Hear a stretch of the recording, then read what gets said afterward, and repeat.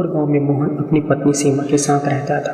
कुछ दिन पहले ही सीमा ने एक बेटे को जन्म दिया, जिससे उस घर में खुशी की लहर आ गई। पूरा घर खुशी से झूम उठा।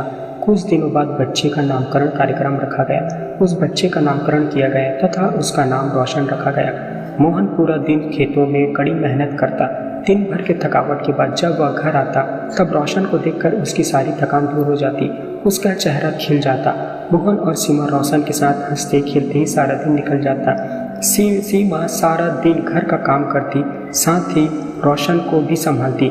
रोशन जैसे जैसे बड़ा हो रहा था उसकी शरारतें भी बढ़ते जा रही थी। अब मोहन रोशन को अगले साल स्कूल भेजने का मन बना लिया था। उसके हर सपने को साकार करेंगे, चाहे इसके लिए मुझे दिन रात मेहनत ही क्यों न करनी पड़े। और एक दिन हमारा बेटा कामयाब इंसान बनेगा और अपने नाम की तरह हमारा नाम भी रोशन करेगा। सीमा इन सब बातों को सुनकर मन ही मन खुश होती। अगले साल रोशन स्कूल जाने लगा। कुछ ही दिनों में अध्यापक ने समझ लिया कि यह बहुत ही होशियार बच्चा है। रोशन पढ़ाई के साथ साथ खेलने भी जाता और समय पर पढ़ाई भी करता। वह अपने माता पिता की बातों को भी मानता, घर के काम में भी हाथ बटाता। रोशन बहुत ही आज्ञाकारी बेटा था जो अपने माता पिता की सेवा करता। रोशन पढ़ाई में भी होशियार था। वह हर साल अपनी कक्षा में प्रथम आता। उसकी प्रतिभा देखकर मोहन एवं सीमा के साथ अध्यापक भी प्रसन्न रहते। अब रोशन की स्कूली पढ़ाई खत्म हो चुकी थी।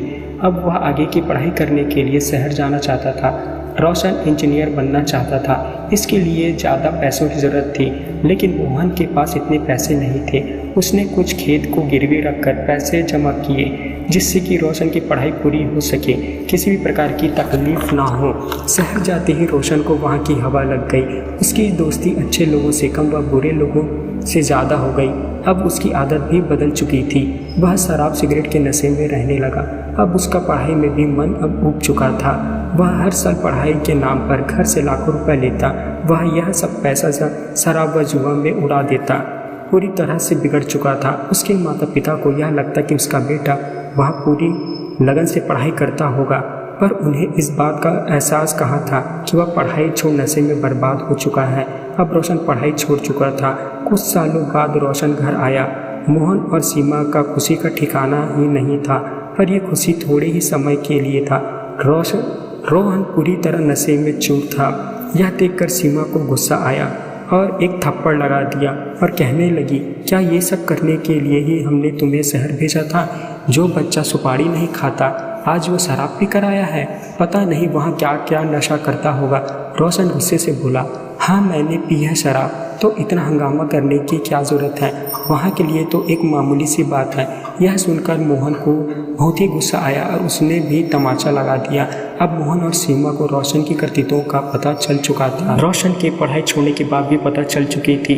रोशन को अब जमीन जायदाद पर हिस्सा चाहिए था और उसने सारे खेत खलियान यहाँ तक कि घर को अपने नाम पर करा लिया था तथा अपने माता पिता को यह कहकर घर से निकाल दिया कि अब मुझे आप लोगों की ज़रूरत नहीं, अब आप अपने लिए एक नया घर ढूंढ लो। मोहन और सीमा एक किराए के मकान में रहने लगे। उन्हें मन ही मन ये बात चुभती कि उनकी परवरिश में कहाँ कमी रह गई। यह सदमा दोनों को मन ही मन खाई जा रही थी। उम्र बढ़ने के साथ ही मोहन और सीमा अस्वस्थ रहने लगे तथा कुछ दिनों बाद दोनों का निधन हो गया।